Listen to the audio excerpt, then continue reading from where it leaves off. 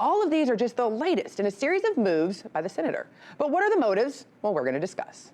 And speaking of motives, all of the mandates and restrictions being put in place by those in D.C. are in the name of health. But is that accurate? Considering the toll it is taking on emergency service workers on the ground.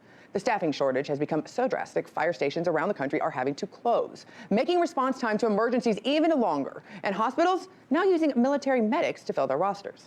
I'm Skynell Hughes. These stories and more on today's News Views Hughes, live from RT America headquarters in Washington, D.C. Let's get started.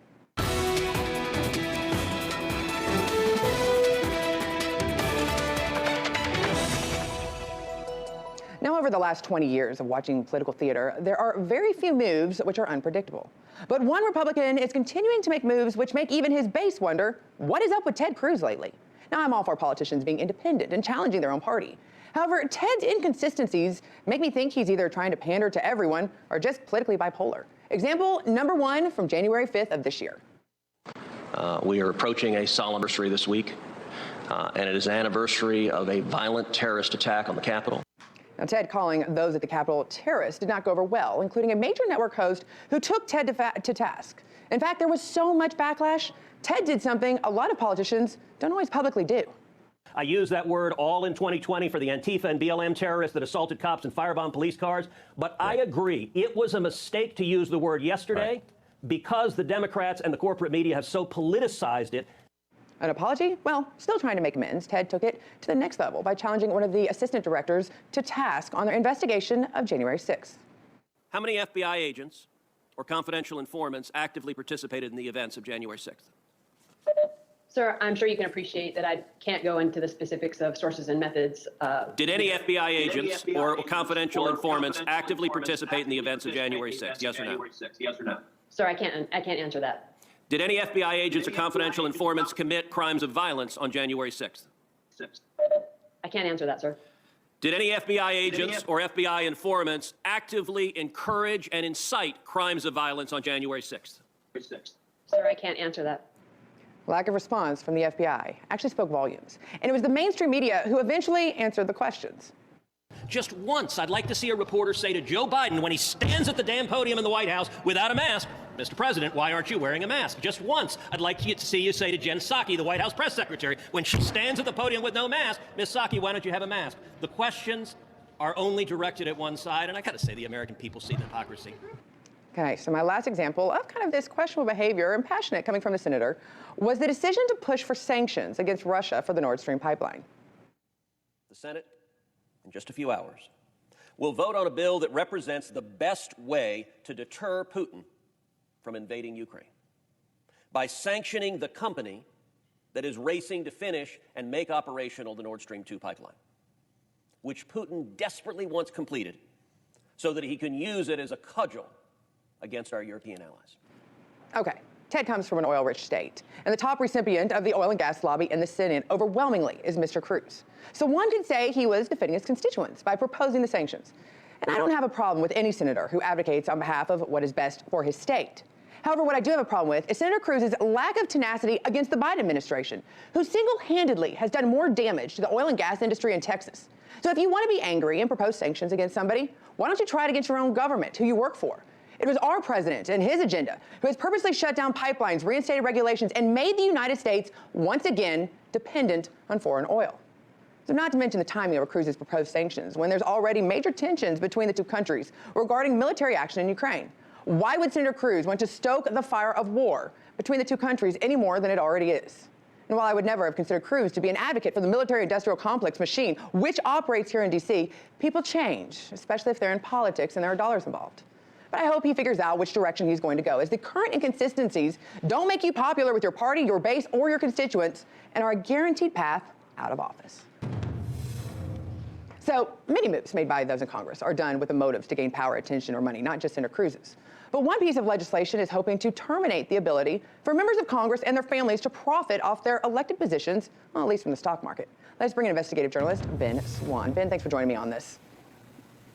Hey, thanks for having me on. Okay, so seeing this bill, and granted it's coming from two Democrats initially, I have to say, put a smile on my face. Maybe that it's getting clued into what the American people are wishing would happen up on the Hill, something that would actually curb the insider trading. Ben, is this the bill which will do that?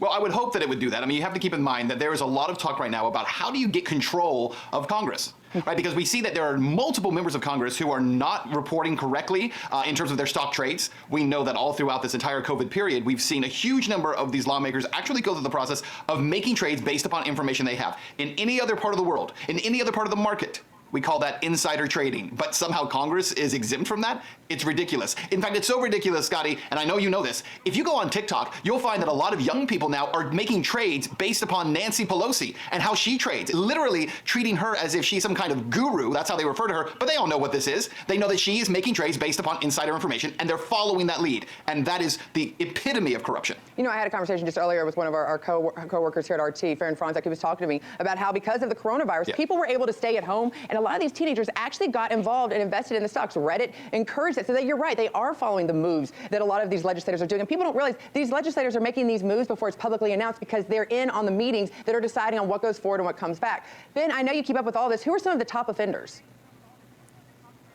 Well, obviously, Nancy Pelosi may be the greatest offender of them all because, as we've seen throughout the last couple of years, look, if you watch the trade she makes in terms of stocks, it's stunning, right? Tesla, buying, her husband, by the way, is the one who does all these, buying into all kinds of FANG stocks. She is just making a killing because obviously she knows what the bills are going to be and what the policies are going to be. But there's a whole lot of other people. Some of the names people might be surprised by: Dan Crenshaw of Texas, the Republican congressman, or how about Rand Paul? Rand Paul, who I'm a big fan of in a lot of respects, really, I guess the term would be screwed the pooch here. His wife actually was buying stock in a biopharmaceutical company related to COVID, antiviral drugs, and she and he did not report on time these trades. And then there are some congressmen who actually have made millions of dollars, including one who's made $17.8 million worth of stock trades in just the last year. This is the kind of thing, it cannot be allowed to continue. And the easiest way to fix it is not saying, hey, you're not reporting on time, and by the way, the punishment for not reporting on time, $200 fine.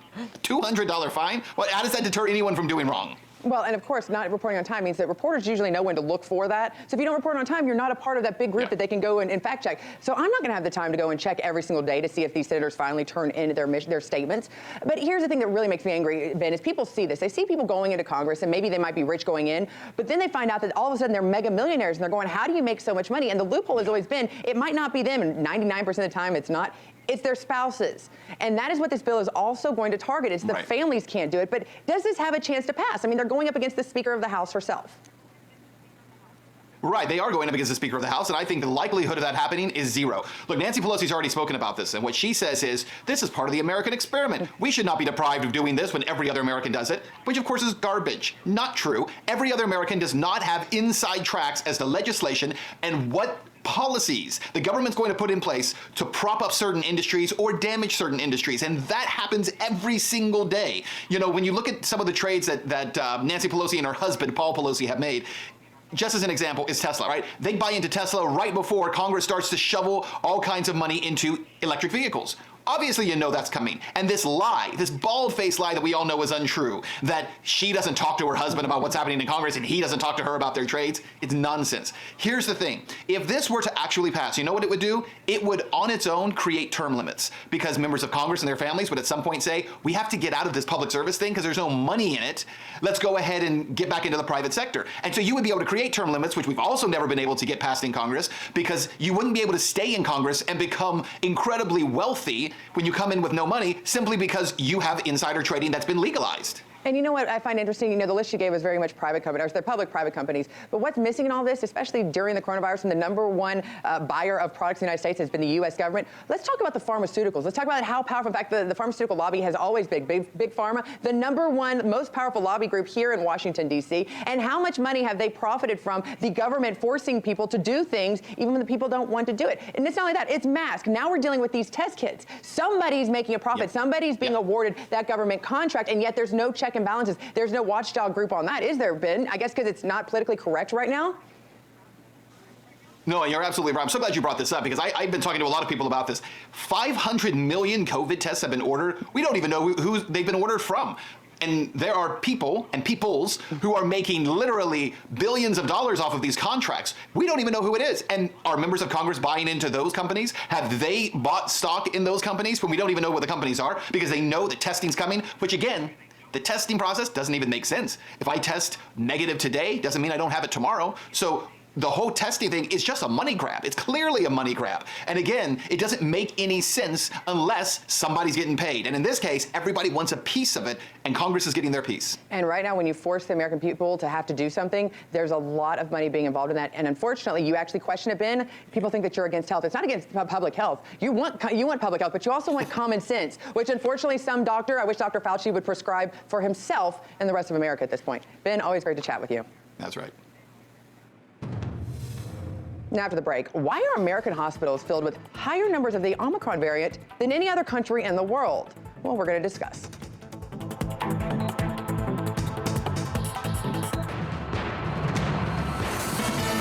America's first responders are in trouble. Fire stations are closing as shortages from COVID are keeping them from being staffed enough to function. Now, the Supreme Court's bombshell ruling Thursday may be the answer they've all been waiting for. The justices ruled to block a vaccine or weekly test mandate for employees. RT correspondent Tasha Sweet spoke with a firefighter who is simply asking for the right to choose. Fire stations are closing around the country as cities are understaffed. The vaccine mandate has forced firefighters against it to go without pay. But now the Supreme Court's 6-3 ruling says the Labor Department lacked authority to impose the mandate. We believe that it's not just a medical freedom issue. This is truly about government control. And it's a very, very important thing to maintain your sovereignty as an individual. Jeff Burmeister is one of many Los Angeles firefighters against the city council's vaccine mandate. A judge ruled last month against the LA Firefighters Union to prevent a COVID-19 vaccine mandate. And now more than 100 of them have been forced to be off duty and without pay. Burmeister, who helped form Firefighters for Freedom to protest the mandate, says all they're asking for is the right to choose. Give them an option of something else that they can do, a reasonable accommodation where they don't have to get this experiment and they don't have to subject themselves to that, but they can still keep working and they can still keep serving the citizens of Los Angeles. And now Burmeister says the fact that fire stations are closing, the city is now truly putting locals in an unsafe situation. The city of Los Angeles, the Los Angeles Fire Department in general, is severely understaffed. We're closing anywhere from 20 to 30% of our frontline resources every day. And so, again, using common sense and a little bit of logic, we can't afford to lose any other members of the department without putting the public at true risk. And LA is not alone. Over 24 New York firehouses were shut down last November over staffing shortages as a result of the vaccine mandate in the Big Apple. And in December, Chicago firefighters were also ordered to comply with getting inoculated. But now the Supreme Court has blocked the Biden administration's vaccine mandate for companies with more than 100 employees. Saying OSHA doesn't have that authority to do that. The administration doesn't have the authority. And Congress hadn't actually established, the kind of laws and the kind of foundation that it would take for OSHA to even consider trying to do that. The Occupational Safety and Health Administration mandate went into effect January 4th. Enforcement began this week requiring that unvaccinated workers wear masks indoors. The proof of vaccination or weekly testing would have gone into effect next month. While this is a victory for those against the vaccine, the ruling did not spare some 17 million healthcare workers who still must be fully vaccinated. Reporting for Newsview's Hughes and Tasha Sweet, RT. The U.S. saw a new peak of 900,000 new COVID infections on Wednesday. Now, average cases per day were up 37% from last week, now averaging 786,000 per day. Now, that's a new record. And with more than 1,000 hospitals reporting critical staffing shortages, President Biden has announced the deployment of 6 teams of military personnel in as many states to assist remaining staff and keep hospitals open. More than 800 military and emergency personnel have been deployed since Thanksgiving, and 19,000 National Guard active units in 49 states. Now, keeping the hospitals functioning is a top priority. But is military medical training enough to provide more than just battlefield standard of care to the communities these hospitals serve? Well, let's ask our expert, Dr. Sophia Debin, who joins us now from Florida. Thanks for joining us, Doctor. Hi, Scotty. Thank you for having me. Okay, so medical workers are at center stage due to this nature of this emergency outbreak. Fires still break out, and firefighters are needed in any city. 2 fighters in LA are actually suing the city, as we just said, over the directive to get the vaccines or face suspension without pay. Now, they say the directive violates their right to privacy. What do you think? Where do HIPAA rules play a part, especially from a doctor's perspective? And are cities going too far? We're in a really unique phase in which we have a new disease and a new set of vaccines and it's new technology. The firefighters and police and many of the folks that work in the front lines are definitely in that group that is perhaps not particularly interested in being vaccinated. One of the things that's interesting is that when you sign your student or your child up for school, you have to provide a shot record. As a healthcare provider, I have to prove that I have smallpox, influenza, all sorts of other vaccines to be considered safe and be privileged at the medical staff. one of the things that's happening is that now this vaccine is new, and it will probably at some point be part of the standard sets of vaccines that one has to prove to be a medical provider. Unfortunately, it's become very politicized and very controversial, obviously, because if there's native immunity. So if someone could prove that they have immunoglobulins already in their blood, perhaps they would need to be immunized. But we do, as healthcare providers and firemen and firewomen and paramedics, our healthcare providers do have to provide verification that they are adequately immunized. But it's interesting. I agree with you, Dr. Sebin. The one question that I have to say is now, yes, we had to pass these vaccines under really emergency orders. We were in a very hard situation. Is there going to be continued testing on these vaccines, maybe when we have better control of this pandemic? Are they going to continue to test, even especially the various age groups, the various demographics, various health considerations that most other vaccines go under consideration for? Or is the testing phase done for this vaccine and it is what it is? That's a great question, Scotty. Really what we call stage 4 trials in the medical community is after a medication or an intervention or a vaccine has come out into the community, and there are registries in which patients are followed sometimes for their entire lifetime to see if any potential complications. I think the better news is that, number one, the 2 COVID pills for treatment of early disease are going to be made more available. And number 2, there are actually several vaccines that are protein-based that are similar to the other kinds of vaccines that we have, like polio and smallpox, that should be available on the market in the next 6 to 9 months. So we're going to start seeing all sorts of different kinds of therapeutics that are more in line with traditional vaccination methods that may be more palatable to the group of right. people, the group of now patients, because we know that Omicron has hit the unvaccinated. And so I almost feel like this argument that we're having with OSHA and with the government may become moot pretty soon. Well, it'll be interesting to see if people put this in the category of like the flu vaccine, where it's a choice and if you decide to get it every year, where, like you said, the smallpox and other vaccines that have become mandatory, but most of those are the mandatory vaccines you don't get over and over and over again, which we're finding in this case, you're having to get multiple doses of the COVID-19 vaccine. Do you see that going either which path it might choose, where it be a choice or where it's going to be a mandatory time after again for all age groups? I think that if you're in a high-risk group, so 65 and over, multiple comorbidities, hypertension, diabetes, obesity, most of those folks will probably benefit and will want to seek the vaccine out themselves. I think the rest of us, and I think you all have done a really great job of highlighting, is the Omicron wave has been so profound that those of us that were inadequately vaccinated or unvaccinated now will probably have natural immunity. How long that lasts, we're still trying to understand. I don't know that we're going to necessarily be mandatorily required boosters, since we will now have a little bit closer herd immunity at the end of this Omicron variant. We're expected to have 80% of the population having antibodies from one way or another. Interesting, very interesting. Well, I want to address this idea of you have medicine, you have different medical people coming in from the military being assigned to help in some of these situations of hospitals, keeping the doors open. Is there a difference that you know of that people should be concerned about whether they're getting treated by a military medic versus one that classically trained within the hospital medic? Is there going to see a difference in treatment that patients should be expecting? Scotty, I am so happy to be able to answer this question. As you know, I'm a former Navy physician. I trained in the civilian population and worked for the United States Navy as a commander and orthopedic surgeon, and I also deployed forward.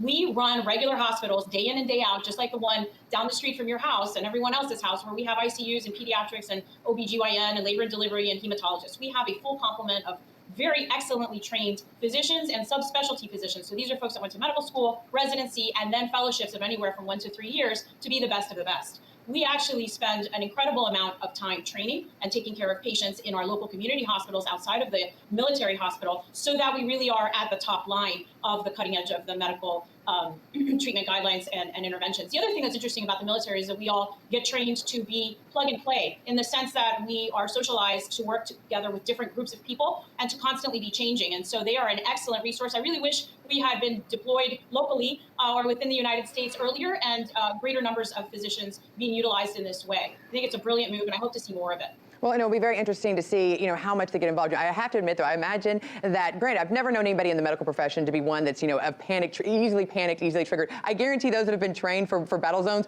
definitely can stay calm in any sort of situation. That obviously gives it. Real quick, before I let you go, about 20 seconds left, talk to me about why you think the U.S. is seeing more of an explosion of hospitalizations because of the Omicron variant versus other countries right now. Number one, I'm going to go back to the public health issue that we have with obesity. At least 40 to 50% of Americans are overweight. That is an independent risk factor for having severe disease and hyperinflammation in response to COVID. That is just not seen in other countries. Number two, other countries have a higher vaccination rate. They are beginning to report hitting critical levels and having to increase lockdowns. So we'll start to see that in the next couple of days as they peak. Okay, but so that's probably right there, two great factors. Wish we could talk more. Thank you so much for joining us. You've been amazing. Thank you. And that's all for today's show. Thank you for watching. We'll catch you soon.